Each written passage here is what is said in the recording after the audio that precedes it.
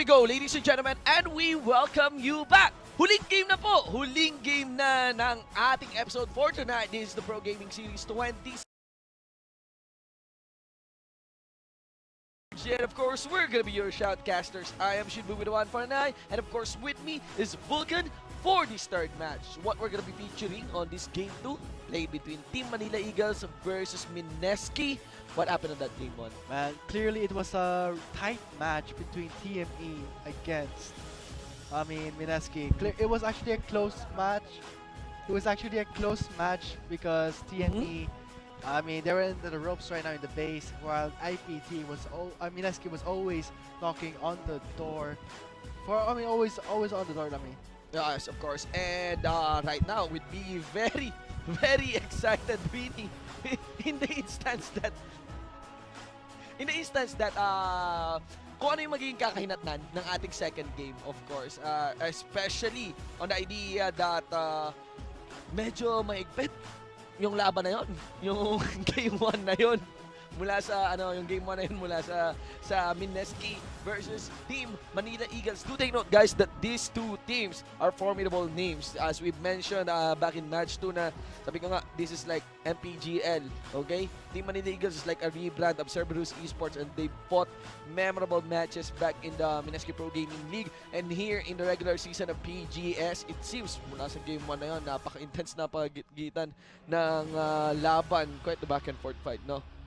Man, but still, props to TME for holding out a fight against MSK, where they should have an advantage in the late game. Exo, no? Man, yeah, clearly Lexo made some wrong calls, but when he went straight for the Nexus turret, that was a good strategy.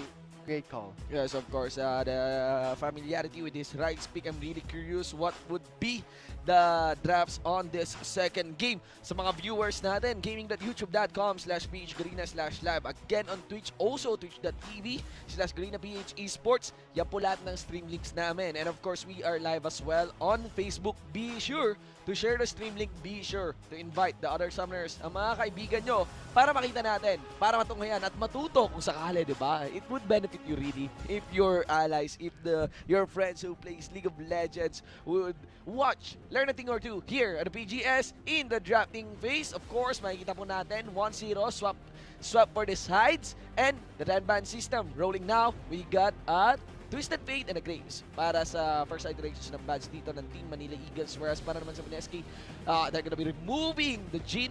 It's a protocol ban against Marky. Again, sure that, man, clear Marky bans, like what you said. Same as the EXO bans with the Twisted Fate. Yes. Although it cannot be denied that EXO's champion pool is superiorly, if that's the word, big. Yun. And interestingly, they're gonna be banning the Talon. Okay.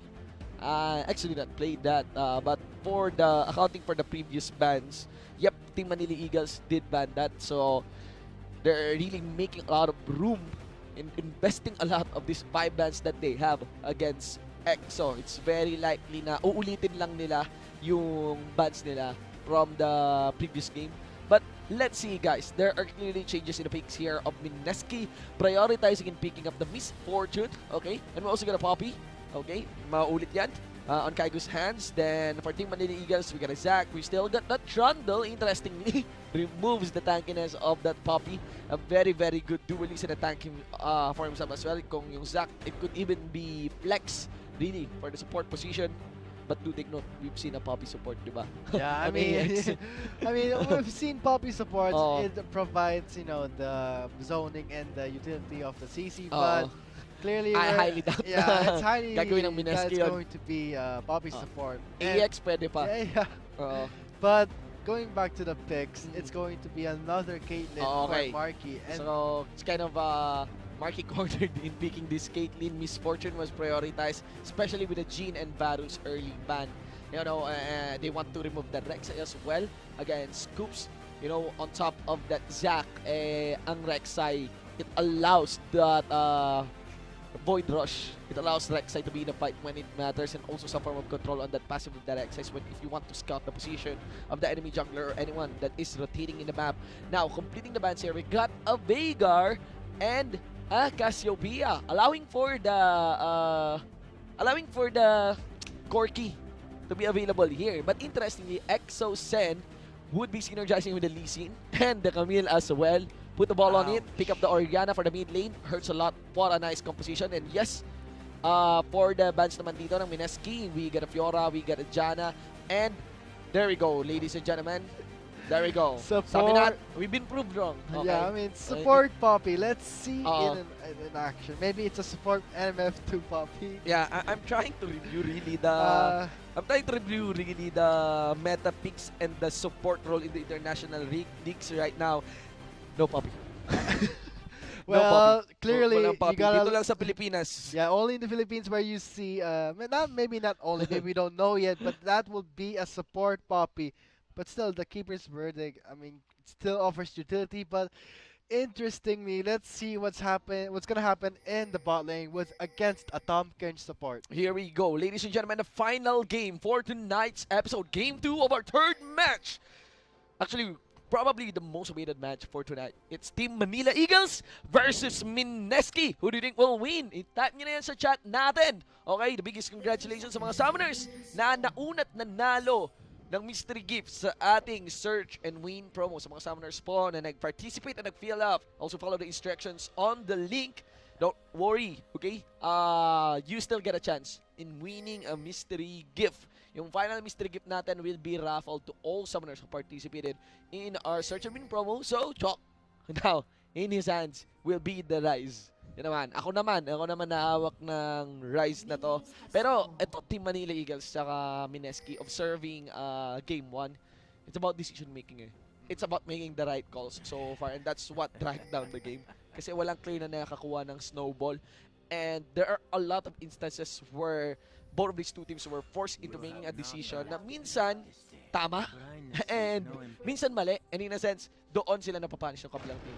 Both of these two teams are very capable in capitalizing and transitioning any mistakes by the enemy team into a lead. You know, so let's see. Pretty standard start for our two junglers. Quite a fast clear, relatively compared to the Lee Sin. Zach, you can see here na sa Fog of War natin. Man, look at that early aggression again in the bot lane. Now level on 1 to Marky. That's a level 1. Yet again, same as the previous game, they really focus on trying their best to zone out the ADC. And now Suzaku did not expect a really early gank. Yes, level 2 gang doesn't even allow him to reach level 2 for any ice pillar, at least to peel away against this Lee Sin. But that is clearly a signal there by Coops that Lee Sin would work his way onto the minion camps. A little window of opportunity really to gank this Kaigo in the top lane. But it may spell bad if he really forces things. But let's see. You can see their Coops now rotating in the top lane. And so, tingnan natin, mga kaibigan. You don't have to hesitate. All in for this signal. And missing the slingshot. Yep. Of course, I mean, it's a Camille. It has that mobility. Very high mobile champion. But you also have to expect that Suzaku burned the flash. So, hook shot din. Tsaka, Suzaku burned the flash. So, it will be intuitive na yung jungler niya. Would put some assistance in him in the top lane. And the thing there is that the elastic slingshot as well may quickly by range nun, especially if it's level 1. Okay, status here in the mid lane. Clearly a duel to be done here between Chalk and Exo-Sen. That root would allow, the root reason would allow the minions to put a lot of hits on Exo-Sen. So, mid laner Mineski here being shoved under his turret by the Rise. Chalk getting the upper hand in this early control in the lane, for the mid lane. So, also mentioning the bottom lane nga, mapapansin natin na there are very early aggression as brought here by these two teams. Hindi ko nakita kung sino yung initiator, but it can be said that on this part, it's actually reading through the position, this bottom lane. Kung dito nakapwesto sila Marky, medyo hindi ganun ka-favorable sa Poppy support. Pero in the instance na malapit talaga si Mark sa isang pader, and if he made a mistake of receiving that heroic charge onto the wall, it would be very punishing. So yeah, but also THG will have a hard time even approaching Marky because of that range. And there's Shadow with the Tom Kench. Tom Kench. Yeah, I mean, what happened in the previous game was Marky was the focus of everyone, so I think picking up a Tom Kench for him is actually good. Marky Yeah. needs to reposition. I'd say, one skill can foil all those skills spent on one crucial target that enemy team is planning Look to at land on. that. Let's see. Coops rotating to the bot lane, but I mean, he had a really hard time in the previous game playing Zac because of the Thresh, but with the Poppy, Uh, let's see how that plays out. Nakailang play cancel dun si Man, TG. a lot, like 5? It's an auto hit really. Yeah. You just watch out for, you don't even need to watch out really. The instance that you see the circle nung elastic slingshot, press play, most likely tatama yon. It's not about the gap first that you defend. Obviously makakalapit si Zac, pero yung damage. For the most part, ang isang Zac ang minamax out niya is the elastic slingshot. Right now, that's the trend on Zac. And if you cancel that elastic slingshot, you mitigate a lot of damage. You remove a lot of damage in the potential of the Zac. Yeah, not just that, for setting him up for his ultimate also. You're also gonna deny his crowd control and initiate that Zac's really good at. So right now, Mineski playing it pretty safe. Yep. Pretty safe. Definitely. Maybe they wanna wait out because of course there's the Oriana, there's the Camille, plus the Misfortune will hurt in the late game. But I'm really curious how TG will play out that Poppy support. Wait for Nixta to make those plays. Even right now in this bottom lane, it's kind of spelling out para sa Mineski na chance na ayun nga, like there's the Tam Kench, right? And in terms of dueling dito, as we mentioned, may threat yung Poppy when it comes to pinning against the wall. Tam Kench can easily just lick on this Misfortune. Over. I think, yep, Coops is not, I'm curious that Coops is not spotted by that ward. I mean, yeah, the ward is not in the brush, Oh. but at least they saw him entering the Entered. brush. So right now, I think Mineski is really preparing And- for dive by Coops. There it is. He's been spotted by the ward. So now, what will Mineski do? We can see the Nixta is still, a bit In the far Brazil away jungle, yeah. from the bot lane. So I guess they don't want to risk it. It is going to be level 4 tower dive for Coops, so don't want to risk that. And there's something weird in the Orbok din ng bottom duo ng Mineski dito. Makikita mo naman din na si Nixta would be near. So that's kind of risky. You don't need that early tower dive really para dito kay Coops. So our game really did take a very slow pace. Interestingly, Misfortune, okay, built like a Jin, gets the death fire touch on top of the difference of Thunderlord's degree. Kasi minsan, kahit ADC, if I look at the pro builds, there are some professional players who are opting in building the Thunderlord's degree kahit hindi support Misfortune. And so, of course, interesting din of course, na I think it's that is a Grasp of the Undying. Oo. For Tom Kench Oh, and and Poppy the for Poppy. sustain, of course. They're both melee champions in the bot lane. Oo. But looking how Nixa's playing that Lee Sin, not very aggressive. I mean, Lee Sin has to earn his, has to snowball. Oo nga. Has to show his strength because Lee Sin is an early game champion. When it reaches the late game, you only offer utility. Yes, scales down. The interesting part here is that level 6 is now available. Dragon's Rage is now available for Nixta. But, mukhang napagod yung players natin sa game 1. Napaka-steady ng larong to. Naalala ko yung laban, if I'm not mistaken, it's on Vitality. EULCS yata, if I'm not mistaken. 25 minutes, man. Wala pang deaths. Imagine that game. Wala pang first blood. Clearly, And- because this is like the most crucial game, Mineski wants to secure their spot as the first seed for the playoffs, while TME will still try to get into playoffs. And here it is in the bot lane. Central fully stacked up to Shadow, swallows him up, and here comes the respawn from Nixta, There's the kicking game. away that support. Shadow giving their first blood to TG. Look at that response. 4 members are now on the bot lane.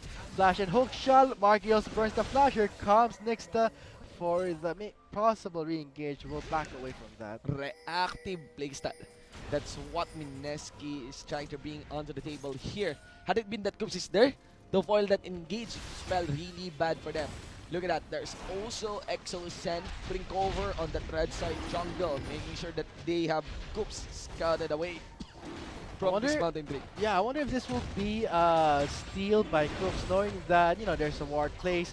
Let's see if Coops will try to steal that dragon. Here comes Shadow for the interruption, and now look at that. They left the dragon half HP, but let's see if TME will continue where Mineski left off for the dragon. At least deny the objective against them. That's one. So, at least this Mountain Drake, yeah, it cannot be denied na ang kunat ng Mountain Drake. Yan ang pinakamakunat na Drake sa apat na dragon ng Encantadia dito. So, right now, got cancelled by Mineski. They kind of lack damage for it. Interestingly, I'm expecting a lot of Yunmus Ghost Blade na naman sa no. There's gonna be a Yunmus Ghost Blade very likely on the Misfortune, but Harsh Enchantment for the Lee Sin. My take on this Camille, we'll see what his next item will be. Very likely he has the option really to rush the Ravenous Hydra. Some Camille's would opt to building the Titanic Hydra then.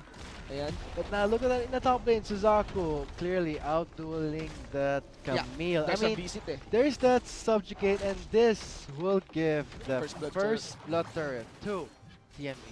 Now let's see how Mineski will answer to this, knowing that Suzaku with that trundle providing a lot of damage. But look at that, controller plates, Coops is gonna go in. Will he land something? Second thoughts are coming to his head.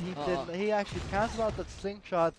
Maybe feel something of. Yeah, there's a ping by Mineski on that side brush. So it's very likely they have an idea that Coops will be there. I mean, if actually Coops went in for that dive, there's TG with the Poppy. The heroic charge will most likely stun Coops to the wall. And the thing there is that in the instance na mag-i-initiate yung Shockwave on the chuck, he flashed away. I mean, that was actually a safety flash because the Thunderlord's decree. Look at that hindi pa damage. nagpo-proc Wow. Ayan. And dun nga sa bottom lane, in the instance na mag-initiate si Coops doon, it's very unlikely makaka-follow up yung Team Manila Eagles because they'll be warded off by the bullet time of Misfortune. If they commit to that fight, they'll just be receiving unnecessary damage from one skill. The thing there is that it is nice for Suzaku to mitigate that first blood in the bottom lane. Yung teleport ni Kaigo dito being punished by a quick push in the turret.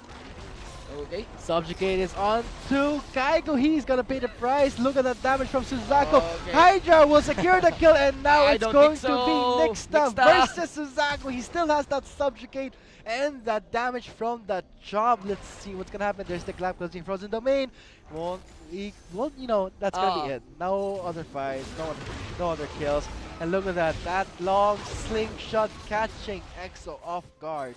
And I don't think it's clearly Should not have channeled that bullet time for Marky to get a clean shot, giving him his first kill. That's gonna help him itemize, maybe to a Runans. He already has the BF sword to at least close the damage gap with the Misfortune on the Yunmus Ghost Blade. Series of mistakes both done on the edges of the map dito para sa side ng Mineski.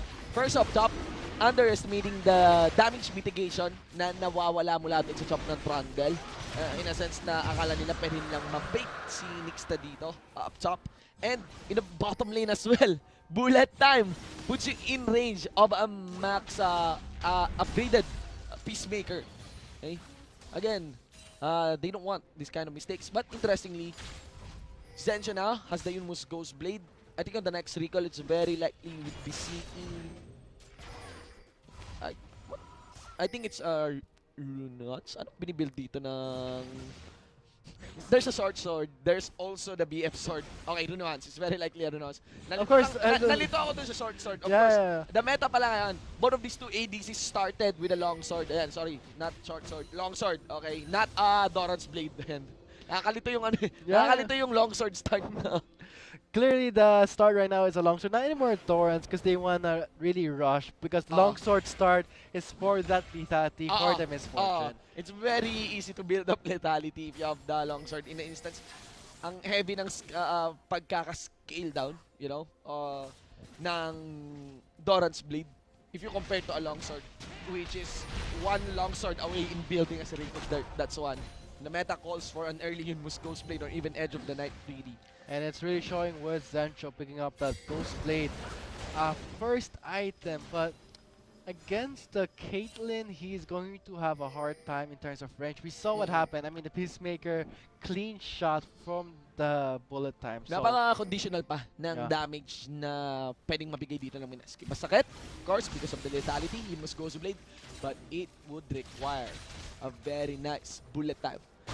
And every time hindi nagagamit yung bullet time, obviously that is Caitlyn with all his free hits with Runax. so look at that. TME seizing the objectives. One turret, one Drake. That's going to be the Rift Herald. They have total control. Here comes the Ace in the hole. DG blocks that, and look at that. Rotating How to the is bot that? lane. There's Nixta. DG really CG. Oh, that Early devour. that steadfast presence really denying the spit out of Top Kench, lifting up market. He's taking a lot of damage. Nixta gets the clean kill, and now Shadow is dangerous low. Thick skin is up, but I don't think that's gonna save his life. There is Exo from the mid lane, Yeah. and look at that Kaigo running away from Coops, and oh, he barely get away. That's Yeah. going to be difficult to rear. The Zax's ultimate. Knowing that Exosen is in the mid lane, they have all the liberty to really tower dive this. I mean, Exosen is in the bottom lane, so they have all the liberty to dive this. Camille in the mid lane, and of course, outer bottom lane turret of TME will go down, but in exchange of what? Inner top lane turret is already getting a demolition job here, coming in from Suzaku. Not to mention that Chalk and Goops as well is in the mid lane outer turret. So clearly they are having a trade-off, but in terms of trading, TME has that slight advantage, you know, of getting the Drake. But look at that, they have two turrets now under their hands. That's gonna give them not so much goalie. It's just 1,300. That won't be much, but getting away with that mid turret, they at least have some control over them now.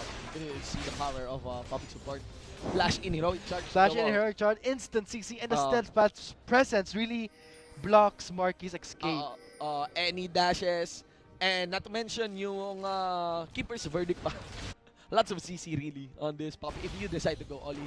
Pero in the instance na hindi ka nakaka set up, you're like walking luck in the mid lane. Let's see guys, Chalk here baits in a realm warp. Just scaring them away. Mind He games. wants to defend this turret. They cannot give any more because, I mean, when you give away turrets as early as, let's say, 15 or 10 minutes, you are gonna really have a hard time securing Drakes. And right now, the next Ocean Drake will be live pretty soon. Yes, now looking into the itemizations here, kita natin that Exosen is gonna be abusing that cheaper hunting guys. Of course, rush for the Leandris, interestingly. If you got lethality, I have There's the magic penetration as well. So, alam mo yun, napakahirap pumili ng defensive stats. Should ever the mid game is very near, really. It's opening right now. And there's Rodaway just completed as well. Mula kay Chok. But these two junglers have completed their jungle items. Mentioning for the top lane, interestingly, that Kaigu here actually only has the Tiamat and a page to boot compared to a full Ravenous Hydra by Suzaku. Clearly a leader, 184 against 148 CS for these two top laners. This game right now is all about pushing, getting turrets. Not much clashes are happening because of that lineup in Trundle Zac. Clearly, they just want to push the lanes because that is the goal of the game. Reach the Nexus, and just by looking at the trade-offs in terms of turrets, clearly, Minaski, they are playing a more experienced gameplay where they can contest, they can race faster than TME. Consider that Suzaku also playing a complete mind game against Minesca, showing himself that if you recall, I won't leave this top lane. You know, Kaigu cannot take me on one-on-one. And that's the problem eh. Malaking problema yan kapag there's a phase in the game na yung Trundle tumaba na to the point na walang kaya makipag 1v1 sa split push niya. Oh, Let's see, that's here going comes to the kick. be... oh, that was pretty close. I mean, Shadow swallow up Chalk, and now here comes Suzaku's Suzaku here. from the top lane. They need an ADC though. Look at that, Suzaku maybe, you know, mistimed this Edgers. Here comes Coops for the region, Oh and my that God! is actually a 3-man knockup. A cleanup time for the members of TME. Look at Chuck dealing that damage. Marky's He's here. actually allowed. Here comes the realm orb.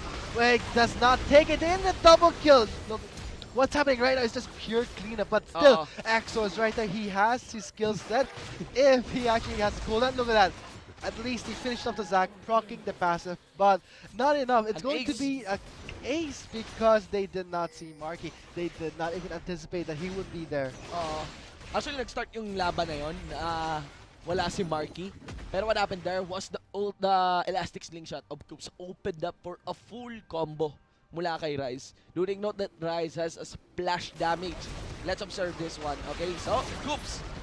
And had it been yung bullet time na yan, tumama sa backline na lang ng Team Manila Eagles, I think Chok would be gone and Suzaku as well for the rest of this fight.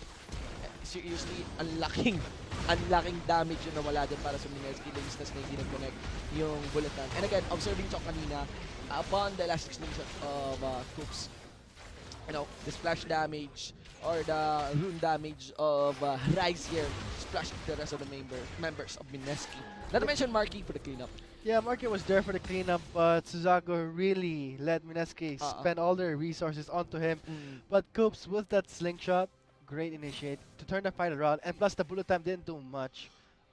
So I wonder what's gonna happen because Mineski probably didn't expect that the re-engage by Coops would be the game change. Plus Marky was the cleanup crew, but Mineski should not really use all their resources on attack. On attack. Especially- Despite Even this though he's Randall, alone, despite this Randall building early Ravenous, hindi Titanic, pero still, Randall pa rin to eh. so the Randall pa rin subjugate to eh. is still there. I If you mean, got the subjugate, it will seem na meron siyang isang defensive item just because of that ultimate. So, let's see here. Under turret, Suzaku is very willing to trade up with Kaigu. Do take note that he won't mind getting those turret hits. He's just gonna regenerate it on the next minion wave. Whereas kanina nakita ko si Marky sa top lane, but it will be really risky, especially if Nixta will be visiting the top lane. So right now, we are officially in the mid game. Yun yung opening fight ng ating yeah, mid this is game. the time in the game where stuff is gonna happen. Team fights will happen more because there's the Rise scaling pretty well, same as Axel with that Oriana. But also note that Camille is still struggling to finish a core item. I mean, we'll be going for a TM at first for the clear, but Trinity Force will be the priority for the extra damage output because Suzaku deals more damage than Kaigo because he has the Revenant's Hydra plus the Chomp passive, adding more 80 damage. So you see there that Coops was caught out of position, pero it's a Zac, tankiest member. Baka very likely na for this instance mas tanky pa kaysa kay Suzaku. And not really the best target, especially if the one who initiated him was Poppy. Right now, it's a battle for vision really. You know, in these mid-game fights, ito yung phase na we won't be seeing major clashes, but we will be seeing game-defining skirmishes. And it could even spike in an early Baron kung may mapanalo kang skirmish with like an advantage of four champions. Okay, against 5. Let's see. Here we go. Oh, it Initiate. is a forced entry by Shadow and Coops trying to pick up Zensho, cutting off Exos, and he's going to the jungle. But look at that, there's the Realm Orb. Coops soaking Shockwave all is the gone, though. damage. So Shockwave is gone, but look at Marky picking up the kill on Exo. Look at that bullet time. Great channel, landing everything. But what's gonna happen here? Shadow running away with Chuck and his tummy. But here comes the flash and the re-engage by Nexta will try to secure a kill onto Chuck. Zensho trying his best to burst him out, but look at that. Hurts a lot. Look at that shield form, that Archangel stab will keep him alive. A lot of summoners were spent, but in terms of trade, I mean, there were kills happening, but MSK used too much. Suzaku is not allowing any room for breathing dito kay Kaigu to even teleport on that fight. In the instance na mag-teleport si Kaigu, pwede rin mag-teleport si Suzaku or even punish them with turret. Taking out the turret. And it's very likely pwede niya pa makuha yung bottom lane inhibitor turret. If that continues, kung maaga na nag-teleport si Kaigu doon. Yeah, I mean, Trundle is such a great split pusher. He has the Chomp, extra damage, plus the Frozen Domain. That's extra attack speed, plus sustain. So right now what Suzaku is doing is a great job as a Trundle to really pressure Kaigo. We've seen it a lot actually. When we see members of other teams playing it against Kaigu, their common strategy is to really pressure him under the turret. And there's also, yung nakita natin kanina mula sa Team Manila Eagles, the Abyssal Voyage, na ang dala-dala mo yung Zac. That's a very powerful initiative in a sense na they attempted that with as an opening for a pincer maneuver hand-in-hand with Chuck's Realm Warper. So what EXO did there was to cut the losses. It's very likely he'll die. He used his ultimate kay Coops. Now let's see here. Oh my. That was actually really scary for Uh-oh. Shadow. I mean, 3 members were just waiting on him, but seeing Coops, they actually Yeah, backed away. back I mean, away, not go all in. not go all in on a Tom Ketch. He has Oh. that thick skin, but Not priority that's- rin eh. Yeah, that's not the priority. But the Baron is live. The next Cloud Drake will be up pretty soon. It's really a game Oh. of where you how much. Napaka tricky ng main game Yeah, talaga, it's a really guys. tricky game where both teams are testing each other out. And look at that, next ultimatum onto Suzaku. Suzaku has Visage though. Yeah, he has Visage, and look at that sustain. He has the stuff to get changes the focus onto X. Oh! Look at all the damage, but here comes the assist by Shadow. That's a pretty awkward, you know. Flash? Yeah. Huh? I'm not sure if it's a flash bait for Camille to flash inside the wall. Pero, or talagang yung flash is pababa. But, of course, again, sending Exos into the bottom lane. Again, may Visage doon si Suzaku. So, I really doubt that that kind of black with being credited as a kill. Look at But, that. here, Chok Chok. getting away. He pops, tries to get away. Teleport. He has the runic prison, but look at that. Teleport's being cancelled. And look at that. Suzaku cancelling the teleport. Still does not go back. Staying in the bot lane, providing pressure all the time. These two teams aiming for points. Really. Right now, Team Manila Eagles, what they'll do, if we cannot force any kill, if we cannot pick any champion of MSK, let's just go once again for the objectives. Whatever is available, hindi na Baron to, not go for the Vision, let's go for the Cloud Drake. Let's see, no resonating strike from Nixta. Be wiser not to sacrifice any kill. Ghost Towards the members of incoming. TME. Now this is going to be a chase game. Shadow is the last one. Shockwave and the missed. Shockwave missed. Exo, however, the exhaust has been burned. The re-engaged by Coops. Shock is Here here. comes the ultimate, focusing onto Zencho, but that's going to be an instant Marky's delete by gone. Echo. Marky is gone, and look at that bulletin delivering the pain and the redemption. Now, members of MSK just healed up and ready to re-engage. Team Manila Eagles would be rise to take a step back and try to think what they should do next, but I don't think MSK will let that happen. This might answer to a Baron. Clearly a mistake there by Marky to step forward. Had it been that it stayed in the back line at kung dumating si Suzaku doon, napakataas pa nung re-engage na pwede nilang gawin. Mentioning that the Shockwave missed on that chase runner by MSK.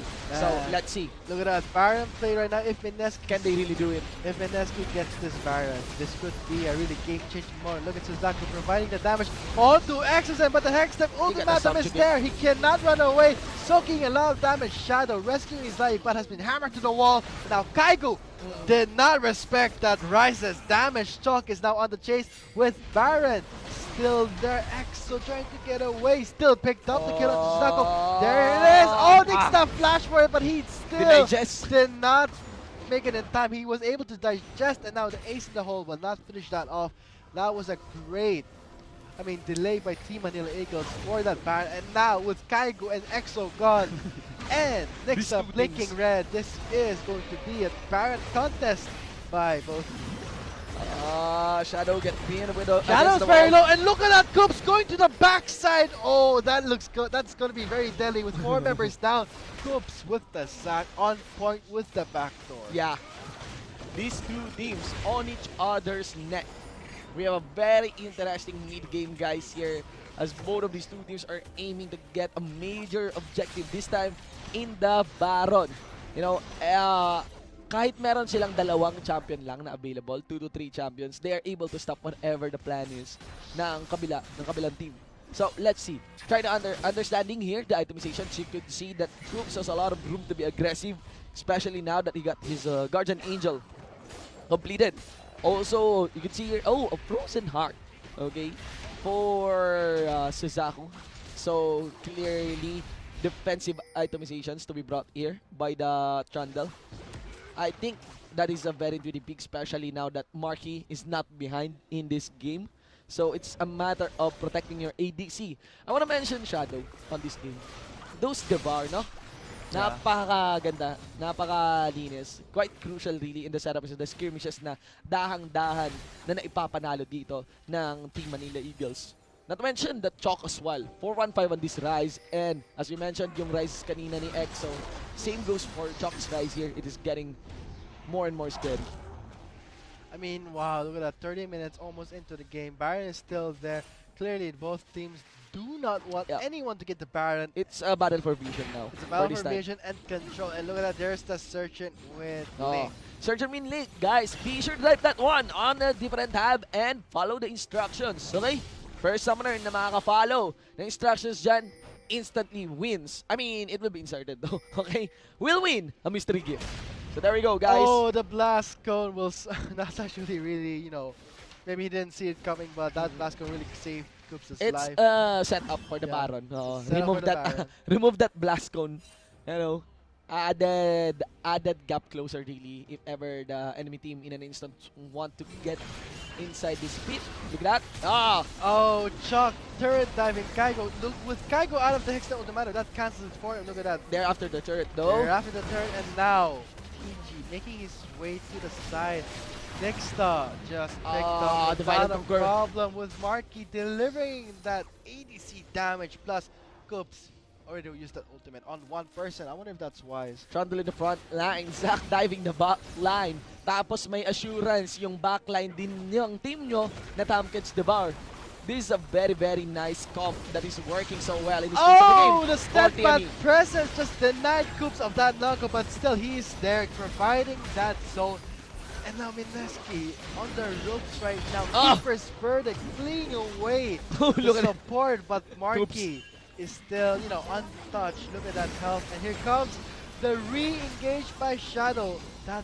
That was actually unexpected because Coops had the Guardian Angel. And with that said, Axel, 30 seconds in the timer. Nexta is the first one to respawn. But two members of Mineski are not yet there. And all they need is to ward off the members of Mineski really.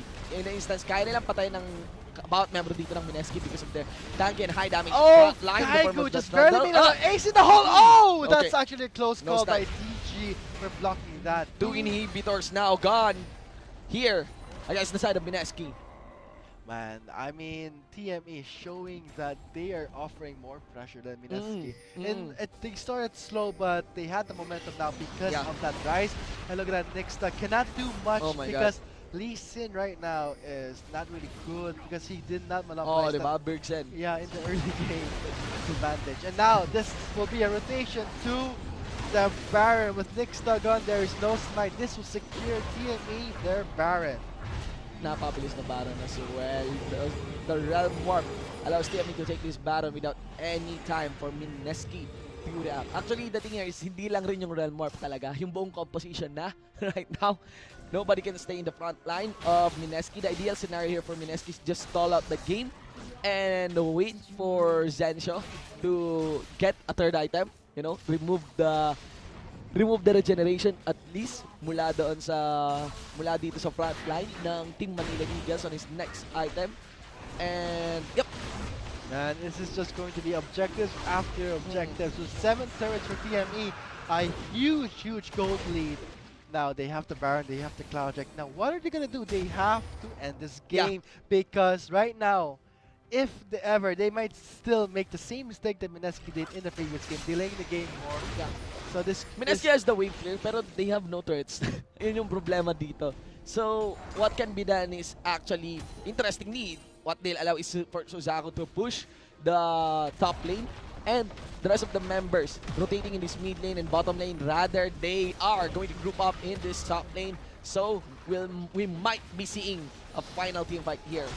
I mean, 2 inhibitors are down, and now with only top lane left, TME trying to make their way in. They have the Baron buff, but they also have that Zac. Coops is there. Oh my god. I mean, even if Zencho lands that bullet time, Coops can just quickly close the gap and just cancel it.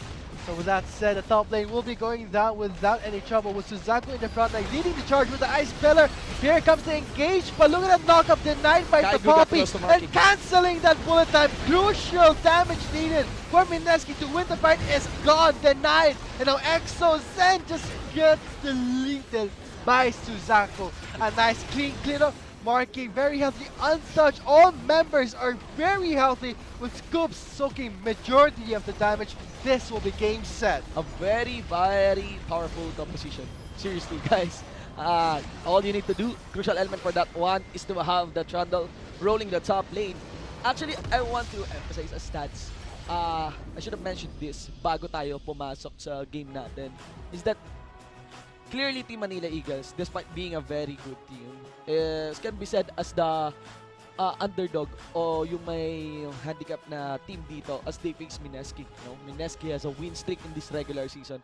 But the thing here is, if they want to capitalize on something, like paano mananalo ang Team Manila Eagles dito, what they can do is actually focus in the top lane, allow Suzaku to ramp up. Ang strategy nga lang is that they put a lot of pressure in the other lanes, which left Suzaku for the top lane. And Kaigo made the mistake of teleporting away in the top lane.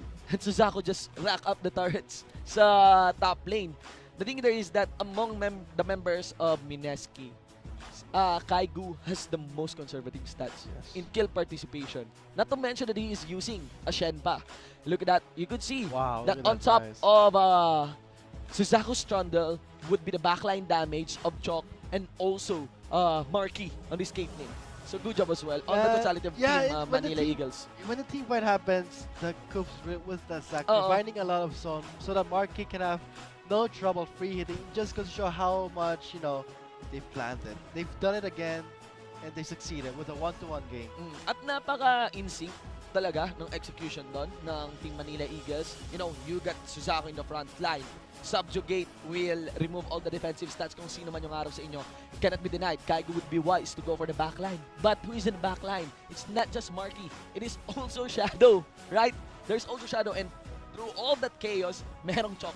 Nagtatapon-tapon ng combo niya on this Rise. Not to mention the initiate and warding mechanics. When we say, it is Coops who always, with those elastic slingshots, wards off the members of MSK. And the thing about this is that every time na napupushback yung membro ng MSK dito, it allows Marky to get near the turrets. And Suzaku as well. Yeah. Ang bilis, napakabilis nawawala ng mga It's such turrets a dito ng clean MSK. fight. TME has control, complete control in the last clash, and MSK couldn't do much. On the opening din ng mid game na yun, I think because of the initiating I think this all started when they start building up pressure in the mid game, when they used to initiate with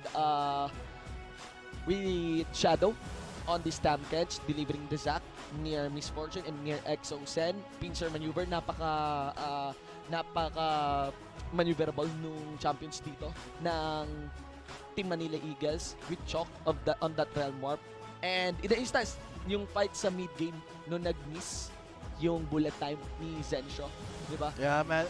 Not just that Coops cancels that. Coops with Coops dived to multiple targets, and that allowed Chalk to dish out a lot of damage on that crucial Yeah, fight. clearly the bullet time was that main damage, but Coops just denied it in the last clash. So guys, what a comeback for Team Manila Eagles. 1-1. 1-1. MSK, however, still, you know, securing their spot in the first seed, but that won't be long. There's still the coming weeks to come, and now TME looking really good. Yeah, I want to learn ano yung background ng composition na yon as we head on to our MVP interview, and that's gonna be the conclusion of our final game for tonight's episode, guys. We have been your shoutcasters for that game. I'm Shinbo with the 1-4-9, and of course with me is Vulcan. This is the Pro Gaming Series 2017 Spring Split powered by Bacchus Energy Drink. Drive your energy. Diyan lamang po kayo, and we'll be back for our MVP interview.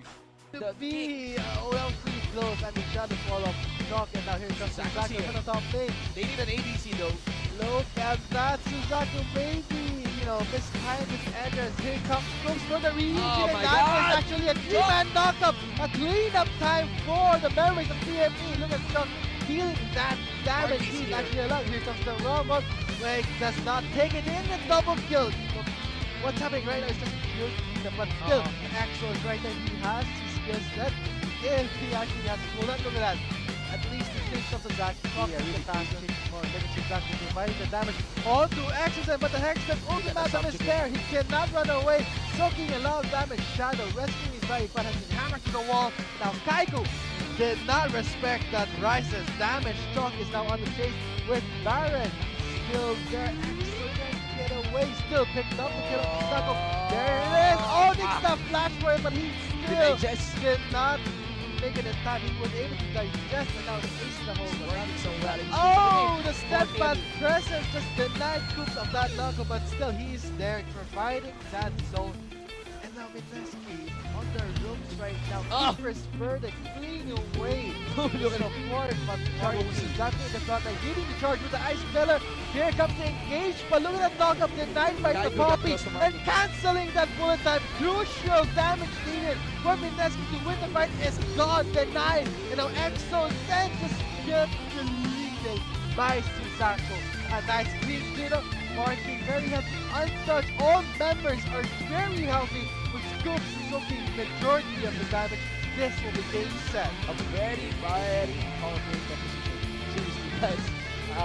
All you need to do, crucial element for that one, is to have the Trundle rolling the top lane. Actually, I want to say this, guys. I should have mentioned this bago tayo.